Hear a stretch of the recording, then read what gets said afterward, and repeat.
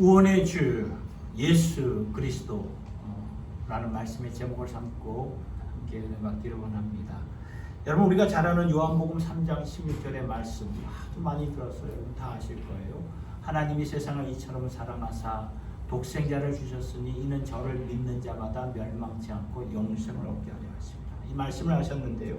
하나님이 우리를 사랑하신 것이 어떻게 확인이 되었는가? 저 말씀 요한복음 3장 16절의 말씀, 당신의 독생자를 우리에게 주셨다는 거죠. 당신의 독생자를 우리에게 주셔서 그로 하여금 이제 우리의 죄를 대신하여 십자가에 달려 희생 제물로 죽게 하심으로 말미암아 누구든지 그 예수를 믿는 자로서 멸망하지 않고 영생을 얻게 하시려는 하나님의 구속사역, 하나님의 구원이 이루어질 수 있도록 예수 그리스도를 우리에게 구원의 주로 허락해 주셨다는 것입니다. 오늘 본문에서, 우리가 읽은 본문에서 예수 그리스도가 누구인가? 그는 바로 구원의 주가 되신다고 우리에게 분명히 말씀해 주시고 있습니다. 왜 예수님이 유일한 구원의 주가 되시는가? 오늘 말씀을 통해서 세 가지 이유가 보입니다. 하나씩 살펴보도록 하겠습니다. 첫째는 사망 권세를 이기시고 부활하셨기 때문입니다. 예수님께서는 사망 권세를 이기시고 부활하셨기 때문에 그분은 우리의 유일한 구원의 주가 되시죠. 이 말씀은 굉장히 중요한 말씀입니다. 우리가 지난 주일날 골로새서 1장 15절에서 17절까지 보았는데 그 말씀에서는 예수가 뭐가 된다고요? 만유의 주가 되신다고 그 사실을 우리에게 말씀해 주셨죠. 만유의 주, 그러니까 모든 것이 그로부터 창조되었으므로 예수는 모든 만물 위에 만유의 주가 되심을 우리에게 알려주셨어요. 그런데 바로 이제 연결되는 오늘 말씀에서는 그는 몸인 교회의 머리시라. 이제 이 말씀이 시작이 되죠. 이 말씀은 그리스도의 주권에 대해서 더욱 깊은 차원에 들어가서 우리에게 알려주시는 말씀이 되는 것입니다. 하나님께서는 인간을 당신의 형상으로 만들어서 모든 만물을 다스리고 정복하라고 우리에게 참 엄청난 특권을 주셨는데 우리 인간들이 죄로 말미암아 타락을 했죠. 그래서 타락한 만물을 이제 하나님께서 구원하시고자, 새롭게 하시고자 새 만물, 새 피조물을 일으키셨는데 새 만물의 중심이 뭐냐? 교회라는 거예요. 그렇다면 교회의 주가 되시는 예수님은 만유의 주가 되시면서도 또한 새 만물의 주가 되신다는 것을 우리에게 알려주시는 거예요. 원래 창조하신 창조주이시기 때문에 만물을 통치하시는 주, 그러나 타락한 만물을 구원하셔서 주님의 교회를 이루시고 교회의 머리가 되기 때문에 예수 그리스도는 모든 것에 으뜸이 되는 거예요. 이것이 본문의 시작인데요. 중요한 것은 이렇게 교회의 머리가 되시고 만물의 주가 되시는 예수님은 왜 그분만이 교회의 머리, 구원의 주가 되실 수 있는 것인가? 오늘 본문 18절의 말씀을 보니까 그는 몸인 교회의 머리라. 그렇죠? 그는 그렇게 나와 있어요. 18절에 여러분 그 모든 부활의 저 말씀을 통해서 그가 근본이요 죽은 자들 가운데서 먼저 나신 자니 이는 친히 만물의 으뜸이 되게 하려 하십니다. 이 말씀은 모든 그 부활의 첫 열매로서 죽음을 이기신 첫 번째 부활의 인물로서 모든 죽은 자들 가운데서 먼저 나신 이기 때문에 그래서 교회의 머리가 되시고 구원의 주가 되신다는 그 말씀이죠. 여러분 생각해 보세요. 모든 만물이 시작이 있고 끝이 있습니다. 그리고 모든 생명이 태어날 때가 있고 죽을 때가 있죠. 이것은 모든 만물의 운명입니다. 만일 예수 그리스도가 부활하지 않으셨다면은 예수도 모든 만물의 운명 가운데 한 운명이셨을 거예요. 똑같이 태어났다가 죽고 마는 그분 예수에도 그대로 적용이 되었을 것이죠. 그러나 예수님은 죽은 자 가운데서 사흘 만에 부활하셨어요. 그러니까 살아나신 분으로서 만물 속에 그런 운명 가운데 속한 분이 아니라 하나님의 능력과 하나님의 나라를 갖고 이 만물 안으로, 세상 안으로 들어오셔서 사망 권세를 깨뜨려 버리신 분이 되셨기 때문에 만물의 주가 되시고 구원의 주가 되신다는 그 말씀입니다. 또 생각해 볼 때 예수님이 만일 부활하시지 않으셨다면 그의 제자들, 예수님의 12제자들은 예수님을 따를 이유가 아무도 없었죠. 제자들이 처음에 예수님을 따랐어요. 왜 따랐냐면은 예수로 말미암아 새로운 이스라엘 나라가 펼쳐질 것이라고 믿었기 때문이죠. 그래서 제자들의 마음에는 예수를 정치적인 메시아, 권세의 파워의 메시아로 알았기 때문에. 그런데 예수님이 십자가에 달려 처참하게 죽으시니까 그때 제자들이 어떤 행동을 보였습니까? 뿔뿔이 다 흩어지지 않았습니까? 도망갔어요. 그런데 예수님이 더 이상 예수를 따를 필요가 없었기 때문이죠. 왜냐하면 예수도 만물 우리처럼 똑같이 살았다가 의미 없이 죽었다고 생각했기 때문에. 그런데 그렇게 뿔뿔이 흩어졌던 제자들이 왜 다시 모였어요? 왜 다시 모였습니까? 모여가지고 예수를 다시 믿겠다고 선포를 하고 더 나아가 예수를 위해서 순교까지 했어요. 왜 그랬을까요? 제자들은 부활하신 예수님을 눈으로 보았기 때문에 그래요. 우리가 믿는 예수, 우리가 선포하는 예수는 바로 이러한 분이구나. 선포하면서 순교자의 피로서 끝까지 믿음의 증인들이 되었던 거죠. 그뿐입니까? 만일 예수님의 부활이 사실이 아니었다면 예수를 어떻게 쓰든지 간에 그 역사의 흔적에서 없애고자 했던 그 당시의 정치인들과 종교인들은 쾌재를 불렀을 거예요. 어떻게 해서든지 예수가 가짜라는 것만을 증명하면 예수를 따르는 자들은 이게 다 뿔뿔이 흩어질 텐데, 그런데 모든 믿음이 부활 사건에 초점이 되는 거잖아요. 부활 사건에 초점이 되어 있는 것이라면 이 부활 사건만 무너뜨린다면 그러면 예수를 믿는 자들은 다 이렇게 흩어질 것인데, 맞는 말이에요. 그런데 이것은 부인할 수 없는 사건이 되고 말았죠. 왜요? 예수님의 무덤은 빈 무덤이 되었기 때문이에요. 무덤이 비어있어요. 엠티예요. 그 당시 모든 정치적인 포커스를 가지고 철저하게 군인을 내세워가지고 그 무덤을 지켰잖아요. 그런데 그 무덤에 시신이 없어요. 오늘날로 말하면은 유전자가 없어진 거예요. 그래서 정치인과 종교인들이 예수님의 그 유전자를 없애보려고 아무리 애를 썼지만 빈 무덤이 아니라는 것을 증명하고자 애를 쓰지만 이것은 부인할 수 없는 역사적인 사건이 되고 만 거예요. 오늘도 마찬가지죠. 저와 여러분들이 예수를 믿는 이유는 그분의 예수의 무덤이 비었기 때문에, 약속하신 대로 말씀하신 대로 부활하셨기 때문이라는 거죠. 그 약속이 사실이 아니라면 저와 여러분들처럼 불쌍한 자가 또 어디에 있겠습니까? 예수의 부활이 사실이 아니라면 저와 여러분들이 예수 믿을 이유가 있어요, 없어요? 없다는 거예요. 그리고 이렇게 주일날 세상에 더 나가 더 즐길 수 있을 텐데 오늘 이렇게 주님의 몸된 교회에 와서 예수의 이름을 찬양하며 예수를 드높일 이유가 전혀 없다는 거예요. 예수님 부활하지 않으셨다면. 그런데 예수님은 부활하셨고 그분의 무덤은 오늘도 비어있고 그분은 죽은 자가 아니라 살아계신 그 예수님이 되시기 때문에 우리의 믿음은 진정한 믿음이요 소망이 되는 믿음이 되는 것입니다. 여러분, 모든 만물의 운명은 사망이지만 그래서 사람들의 무덤 안에는 뼈가 있고 뼈가 다 없어져도 뭐가 남아있습니까? 유전자는 남아있는 거예요. 인간들의 무덤은 비어있지가 않아요. 석가나 공자나 이 모하메드나 다 그들의 유전은 남아있어요. 그러나 예수님의 무덤은 비어 있습니다. 왜냐하면 예수님은 사망 권세를 이기셨기 때문에 예수를 믿는, 예수 안에 있는 자들은 다시 살 수 있는 부활의 영광이 주어지게 마련이죠. 여러분, 교회가 왜 음부의 권세를 이길 수 있는 것인지 아십니까? 마태복음 16장 18절에 예수님이 이렇게 말씀을 하셨어요. 마태복음 16장 18절에 내가 이 반석에 내 교회를 세우리니 음부의 권세가 이기지 못하리라. 이게 무슨 말입니까? 사망 권세를 이긴다는 말이죠. 음부의 권세만큼 막강한 것이 또 어디에 있습니까? 음부의 권세는 절대적입니다. 음부의 권세를 빗나갈 자, 스쳐 지나갈 자 아무도 없어요. 그런데 예수님께서는 교회가 음부의 권세를 이긴다, 저 말씀을 통해서 분명히 우리가 보지 않습니까? 왜냐하면 교회의 머리가 되시는 예수님이 부활하셨기 때문에 음부의 권세를 이기신 거예요. 이것이 예수님이 구원의 주라는 첫 번째 이유가 되는 것입니다. 두 번째, 왜 예수가 유일한 구원의 주가 되시는가? 하나님 아버지의 모든 충만이 예수 안에 거하기 때문이라는 거예요. 오늘 본문 19절의 말씀을 보세요. 아버지께서는 모든 충만으로 예수 안에 거하게 하시고 하나님은 당신의 모든 충만함을 예수 안에 거하게 하셨다고 분명히 말씀하죠.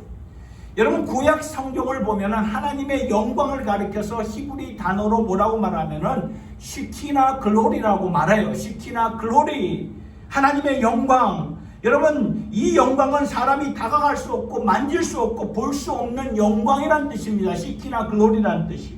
이 영광은 제가 쉽게 설명하면 마치 인간들이 50와트 전구, 70와트 전구, 아니면 좀 더 높으면은 100와트 전구라면은 하나님의 영광은 몇 와트냐? 1000와트 그 이상이라는 거죠. 그러니까 1000와트 이상 된 그것이 지나가면 50와트, 70와트, 100와트는 그냥 다 터져버려요. 그냥 터져버리게 돼 있습니다. 그러니까 그 영광은 알 수 없는 자가, 알 수 있는 자가 없다고 해서 시키나 글로리라고 말하는데, 구약 시대의 구약 성경을 보면은 하나님의 영광이 임했을 때 몇 군데에서 그 사건이 보여집니다. 첫 번째는 먼저 출애굽기 40장을 보면 하나님의 백성들이 그 하나님의 구속하심으로 말하면 애굽에서 나와서 이제 약속의 땅 가나안 땅으로 가면서 한 가지 놀라운 사건이 있었죠. 우리가 잘 아는 사실, 그들이 광야에서 천막을 텐트를 치고 광야에서 지내고 있었는데 그 텐트 가운데, 천막 가운데 중앙에 뭐가 있었습니까? 하나님의 성막이 있었죠. 성막에는 하나님의 법궤가 있었고 하나님의 영광 임재가 임하였는데 그 성막에는 아무도 들어가지 못했어요. 그리고 그 성막을 둘러싼 회막이라는 곳이 있어요. 회막.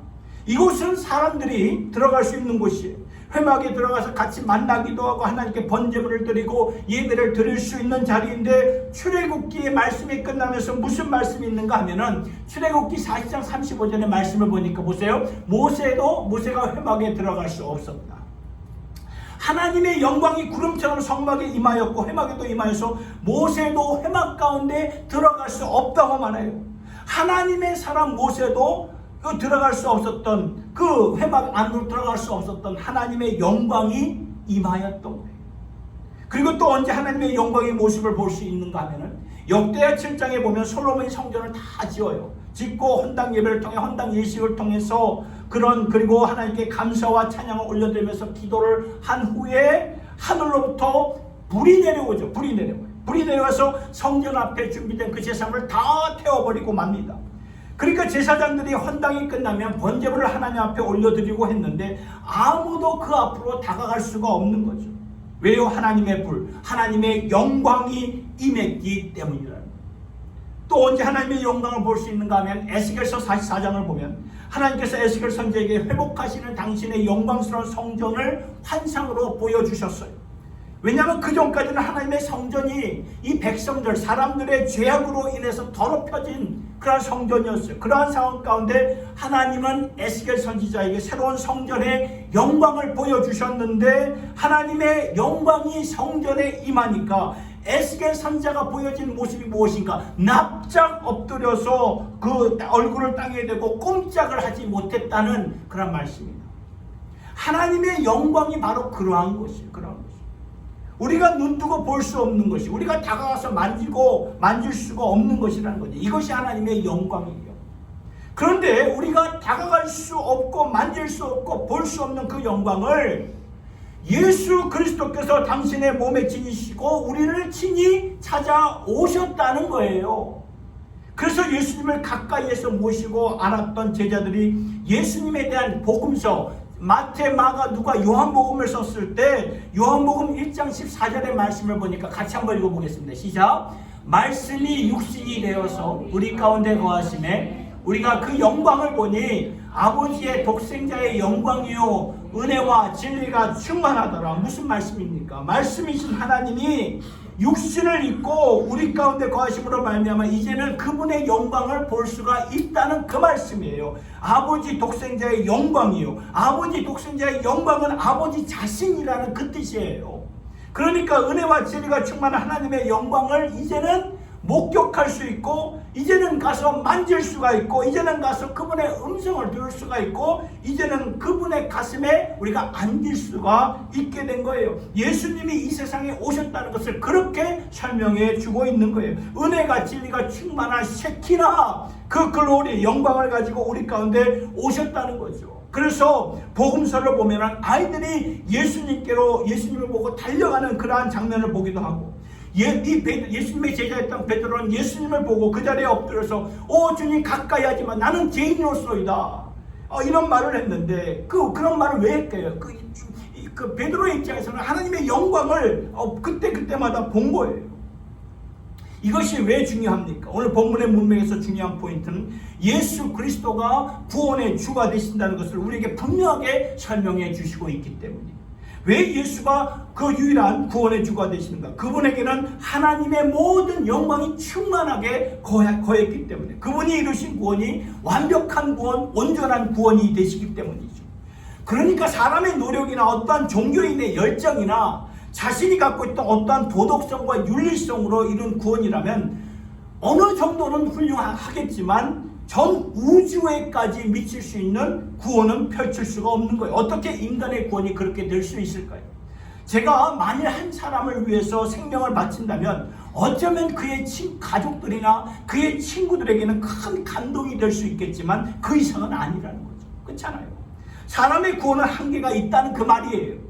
그런데 하나님의 모든 충만함을 가지고 오셔서 우리의 구원을 이루셨다는 것은 온전한 구원이 되신다는 그 말씀이라는 거예요. 그래서 고린도전서 1장 30절의 말씀 같이 읽겠습니다. 시작. 예수는 하나님께로서 나와서 우리에게 지혜와 의로움과 거룩함과 구속함이 되셨으니, 예수는 하나님의 아버지의 모든 충만함을 갖고 오셔서 우리에게 지혜가 되었다. 하나님의 영광을 알 수 있는 지혜가 되었다. 그 말씀이. 그로 말미암아 우리에게 주어진 거죠. 또한 하나님이 요구하시는 저 말씀 가운데 의로움과 거룩함이 그로 인하여, 예수로 인하여 우리에게 주어졌다. 그 말씀. 그리고 하나님이 말씀하신 온전한 구속함, 사망에서 생명으로, 어둠에서 영광의 자리로 옮겨지는 구속함이 예수가 하나님께로부터 충만한 가운데 오셔서 우리를 위해 구원을 이루셨기 때문이라는 거죠.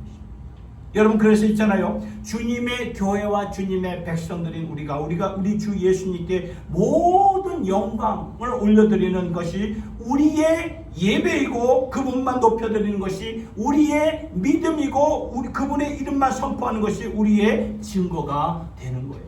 그래서 성경의 마지막 책이 요한계시록의 말씀을 보면 우리에게 들려주시는 천국의 소리가 분명하게 들려지고 있어요. 모든 천군 천사들이 무슨 찬양을 드리고 있는가? 요한계시록 5장 12절의 말씀 같이 읽겠습니다. 시작. 큰 음성으로 가로되 죽임을 당하신 어린 양이 능력과 부와 지혜와 힘과 존귀와 영광과 찬송을 받으시기에 합당하도다 하더라. 여러분, 이 예수를 드높이면서, 저렇게 예수를 드높이면서 성경이 끝나게 돼요. 맞습니다. 이것이 저와 여러분이 감당해야 되는 그러한 일이에요. 예수님이 우리의 구원을 온전히 이루셨기 때문에 구원받은 모든 백성들이 영원한 그 찬송 제목, 영원한 자랑거리, 영원한 그러한 선포할 내용은 우리 주 예수 그리스도가 되는 것이라는 거예요. 세 번째로, 예수가 왜 유일한 구원의 주가 되시는가? 십자가의 피로 화목의 길을 열어주셨기 때문이라는 거죠. 본문 20절의 말씀을 보세요. 그의 십자가의 피로 화평을 이루사 만물 곧 그 땅에 있는 것들이나 하늘에 있는 것들을 그로 말미암아 자기와 화목해 되기를 기뻐하십니다. 십자가의 피로 화목의 길을 활짝 열어주셨다는 거예요. 여러분, 하나님은 처음부터 화목할 수 있는 길을 피를 통해서 열어주신 것을 성경을 통해서 보게 됩니다. 구약 성경을 보면 하나님은 계속해서 이 가축 제사에 대한 말씀을 우리에게 주시죠. 가축을 어떠한 번제물로, 어떠한 희생제물로, 어떠한 속죄제물로 하나님께 드리는 피는 어떻게 흘려서 어떻게 뿌리고, 가축 제사와 피 뿌림의 이야기가 구약 성경 처음부터 끝까지 들려지고 있어요. 특별히 레위기의 말씀을 보면은 너무나 구체적으로 피 뿌림에 대한 말씀이 자세하게 나와 있어요. 왜냐하면 이렇게 해야만 하나님 앞에 나갈 수 있기 때문이죠. 여러분, 이 피라는 것은 생명을 의미하는 게 아닙니다. 피가 없어지면 우리가 죽어요. 생명과 마찬가지죠. 그러니까 죄와 허물로 죽은 우리들인데 하나님과 화목할 수 있는 유일한 길이 있다면 그것은 뭐가 요구가 되는 것입니까? 생명이 요구되는 것입니다.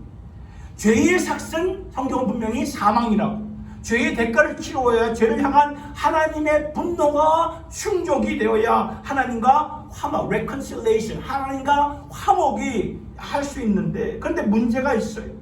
그 문제는 가축 제사, 구약 성경에는 계속 가축 제사를 드리지 않았습니까? 가축 제사가 상징적인 의미는 될 수가 있지만 실제적인 의미는 될 수가 없다는 거예요. 가축이 상징적으로 사람들을 대신해서 피를 흘릴 수는 있어요. 그러나 여러분 어떻게 가축 제사가 실제적으로 사람들을 대신해서 그 죄를 다 없이 할 수 있겠습니까? 상징적이죠. 그래서 구약 성경에서 백성들이 번제물을 드리면서도 항상 양심 가운데, 그 마음 가운데, 이것은 우리를 온전히 깨끗하게 씻어줄 수가 없는 것이구나, 그러면서 제사를 반복해서 드렸던 거예요. 이것을 잘 설명해 주시는 말씀이 히브리서 10장 3절과 4절의 말씀이에요. 같이 한번 읽어볼까요? 시작. 그러나 이 제사들은 해마다 죄를 생각하게 하는 것이 있나니 이는 황소나 염소의 피가 능히 죄를 없이 하지 못함이라.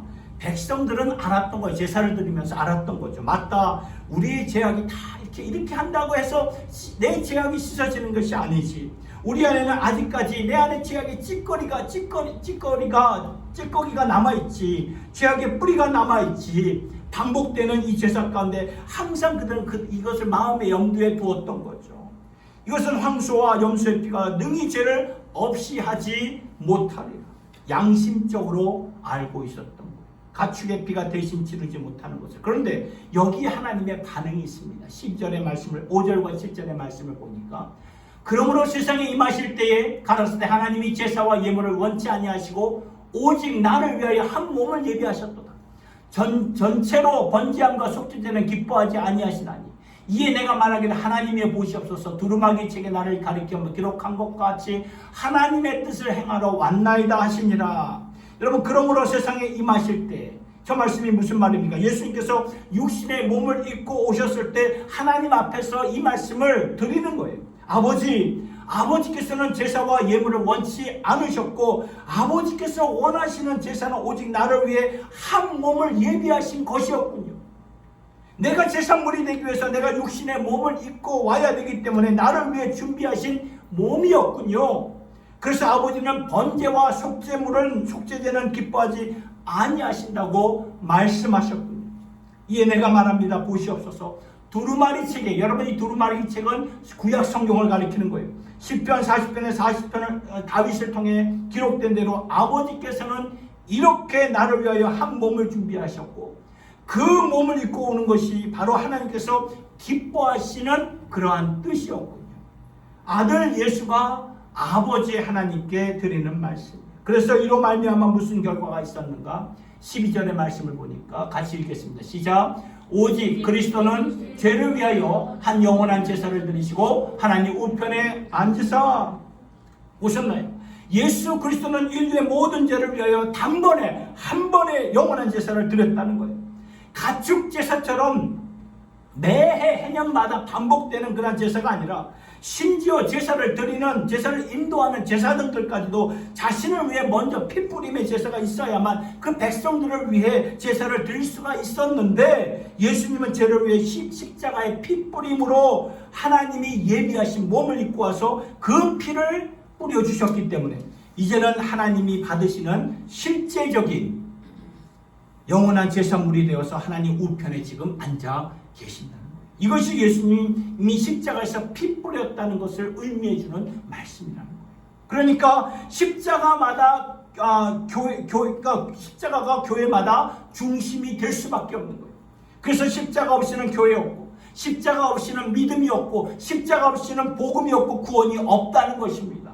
그러나 하나님께서 직접 인간의 몸을 입고 오신 그 몸, 그 한 몸이었기 때문에 십자가에서 흘리신 그 피가 저와 여러분들을 하나님과 화목하게 하는 거예요. 그래서 십자가만이 우리의 자랑거리가 되는 것이고 우리가 찬송하는 것이고, 세상 사람들은 십자가를 어떻게 봅니까? 미련하고 어리석은 것이라고 말하지만 우리는 십자가를 자랑하는 거예요.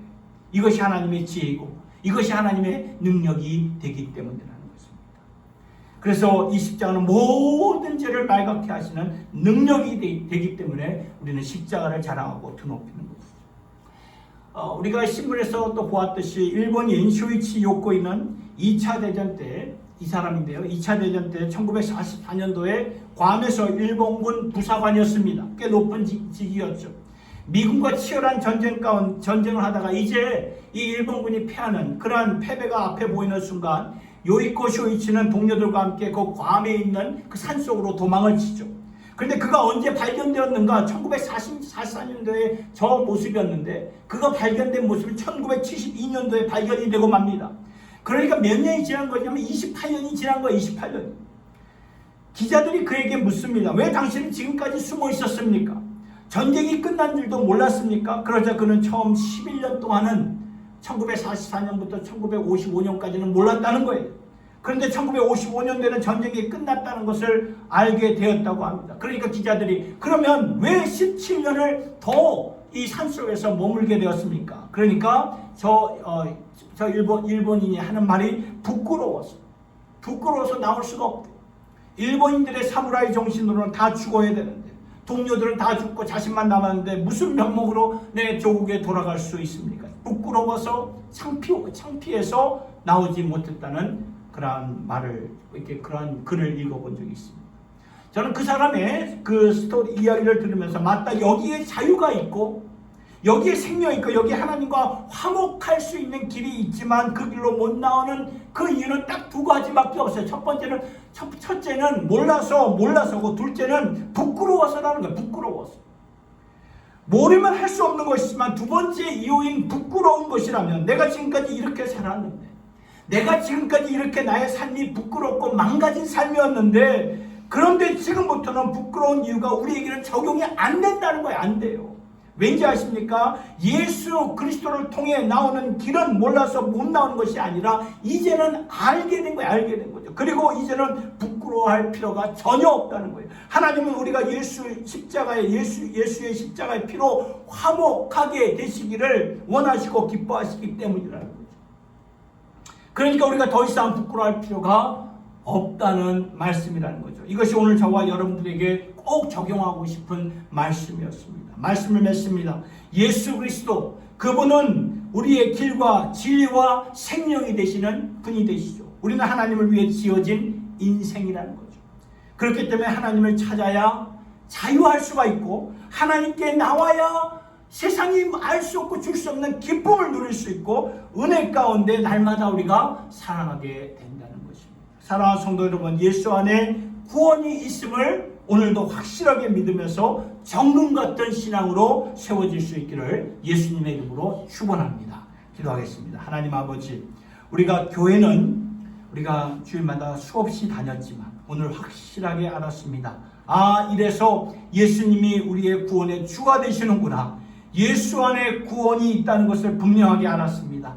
그래서 다시 한번 확인하며 주 앞에 나옵니다. 아버지, 이제 예수 안에 있는 기쁨으로 주님의 백성들을 채워주셔서 구원하시는 그 믿음 안에서 자랄 수 있는 은혜를 허락하여 주시고 말씀 안에서 자라며 예수님의 사랑 안에서 자랄 수 있는 저희들 모두가 되게 하여 주시옵소서. 우리와 화목하기를 기뻐하신 하나님께 감사드리며 날 구원해 주신 우리 주 예수님의 이름으로 기도드리옵나이다. 아멘. 이거 좀 꺼주실 수 있습니다. 193장 예수 십자가에 흘린 피로써